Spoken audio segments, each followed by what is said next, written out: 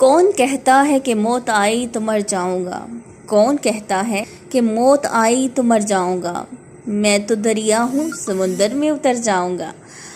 आज जो अंकल हैं, जो मुसव्विर हैं, जो पेंटिंग कर रहे हैं, वो भी अपनी मुसव्वरी की दुनिया में जो है बिल्कुल डूबे हुए हैं। इतने मस्त हैं और अपनी आर्ट को प्रमोट करने के लिए, अपनी जो अंदर हुनर है उसको दिखाने के लिए लोगों को बड़े ही बेचैन और इतने मस्त हैं वो। और लेकिन मैं एक बात कहना चाहती हूँ, जो कि मुझे लगता है कि पाकिस्तान में एक आर्टिस्ट की कोई कदर नहीं है और ना ही कोई उसे वो कदरों कीमत, वो जो उसे मिलना चाहिए उसकी उजरत, वो नहीं मिलती। और हालांकि ये जो आर्टिस्ट होते हैं ये हमारी कल्चर को प्रेजेंट करते हैं, ये हमारी सकाफ़त को प्रेजेंट करते हैं, हमारे लोगों का माहौल, उठने बैठने का रहन सहन, ये